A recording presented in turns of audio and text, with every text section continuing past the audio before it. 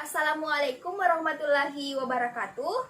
Perkenalkan, nama saya Dian Hamdana dari kelas Pendidikan Biologi A.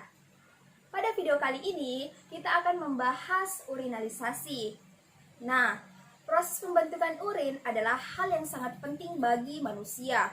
Nah, urin itu sendiri adalah sisa-sisa hasil metabolisme yang disekresikan oleh ginjal yang dikeluarkan di dalam tubuh. Nah, di dalam urin itu terkandung zat-zat yang sudah tidak dapat dicerna atau diproses kembali di dalam tubuh kita.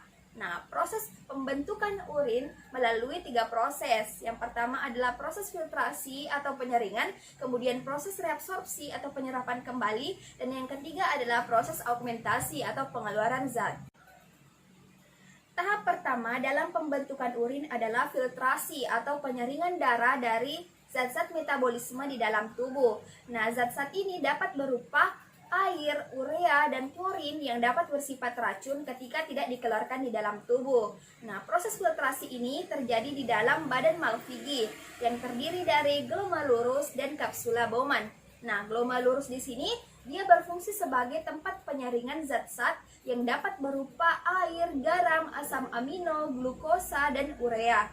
Hasil dari proses filtrasi yang terjadi pada glomerulus ini akan diteruskan ke kapsula Bowman. Nah, kemudian hasil akhir dari proses. Nah, tahap kedua adalah reabsorpsi atau penyerapan kembali. Urin primar dari hasil filtrasi tidak sepenuhnya dibuang, namun akan diserap kembali zat-zat yang masih berguna bagi tubuh. Nah, proses ini dilakukan pada bagian tubulus contortus proximal.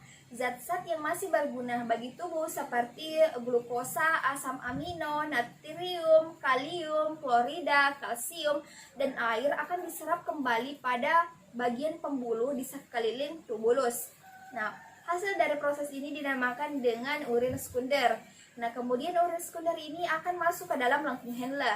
Nah, di dalam lengkung Henle ini akan terjadi proses osmosis air, sehingga kadar air akan berkurang dan urin akan menjadi lebih pekat. Tahap ketiga, proses pembentukan urin adalah augmentasi atau pengeluaran zat. Nah, urin sekunder akan masuk ke dalam tubulus contortus distal. Nah, pada proses ini akan terjadi pengendapan zat-zat yang sudah tidak diperlukan di dalam tubuh. Nah, selama proses ini, urin akan menjadi lebih pekat dan dialirkan melalui pelvis venalis, kemudian menuju ke ureter dan berakhir pada vesika urinaria untuk ditampung sementara. Nah, hasil dari proses augmentasi inilah yang dinamakan dengan urin sesungguhnya, yang mengandung zat-zat seperti amonia, mengandung urea, mengandung sisa-sisa hasil pembongkaran protein, dan mengandung zat-zat yang sudah tidak diperlukan di dalam darah seperti vitamin, obat-obatan, dan garam mineral. Nah, hasil dari proses pembentukan urin ini adalah urin yang berwarna bening kekuning-kuningan karena mengandung 96% air, 2% urea, dan 2% metabolisme lainnya. Warna urin inilah yang biasa digunakan untuk mengidentifikasi kesehatan seseorang. Urinalisis adalah pemeriksaan sampel urin yang dapat dilakukan secara fisik, kimiawi, dan mikroskopis. Tujuan dari urinalisis secara umum adalah untuk mendeteksi kelainan ginjal, saluran kemih, dan kelainan-kelainan yang dapat terjadi pada organ tubuh lainnya seperti hati, pankreas, empedu, dan lain-lain. Nah, pemeriksaan urin dapat dilakukan terbagi menjadi 2, kualitatif dan kuantitatif. Secara kualitatif, pemeriksaan urin bertujuan untuk mendeteksi zat-zat yang secara normal terdapat pada urin dan untuk mendeteksi zat-zat yang seharusnya tidak ada di dalam urin. Nah, secara kuantitatif, pemeriksaan urin ini bertujuan untuk mengetahui jumlah zat-zat yang terdapat di dalam urin.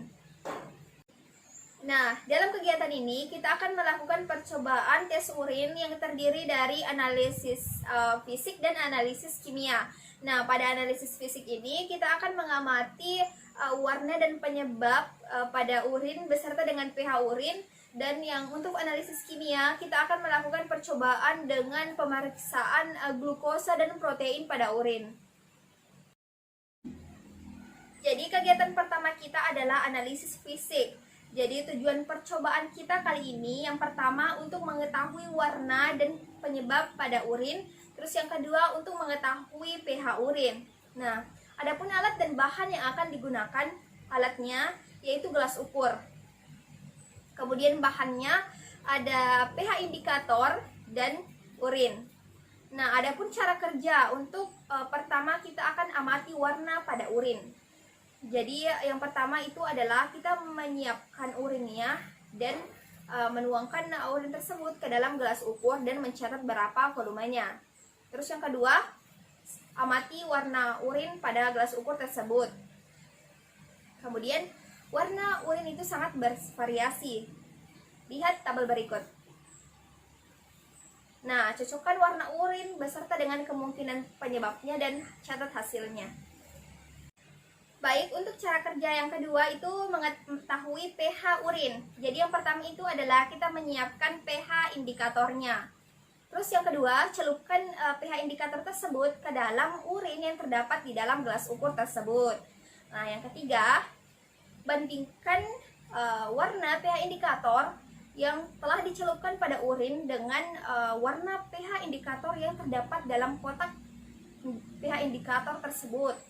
Kemudian sesuaikan warnanya dengan pH indikatornya, kemudian catat hasilnya dan tentukan berapa pH urin tersebut. Nah, untuk kegiatan kedua kita adalah analisis kimia. Jadi pada percobaan kita kali ini kita akan membuktikan adanya kandungan protein yang terdapat pada urin dan juga untuk membuktikan adanya kandungan glukosa yang terdapat pada urin. Nah, adapun alat dan bahan yang akan kita gunakan, nah alatnya itu tabung reaksi dan bahannya itu ada 3, ada urin, ada larutan buret dan larutan benedik. Jadi untuk cara kerja yang pertama, kita akan membuktikan adanya kandungan protein yang terdapat pada urin. Jadi yang pertama, kita memasukkan 10 tetes urin ke dalam tabung reaksi. Nah, kemudian kita juga memasukkan 5 tetes larutan buret ke dalam tabung reaksi. Kemudian kita kocok perlahan. Nah, amati perubahan warnanya. Nah, jika larutan urin dan larutan buret tersebut berubah warna menjadi warna ungu, maka urin tersebut mengandung protein. Tetapi jika tidak terjadi perubahan warna, maka urin tersebut tidak mengandung protein. Baik, untuk cara kerja yang kedua, kita akan membuktikan adanya kandungan glukosa yang terdapat pada urin. Jadi yang pertama itu kita juga memasukkan 10 tetes urin ke dalam tabung reaksi. Kemudian kita juga memasukkan 5 tetes larutan benedik ke dalam tabung reaksi. Nah, kemudian kita panaskan tabung reaksi tersebut ke dalam air mendidih selama 15 menit. Kemudian kita amati perubahan warnanya.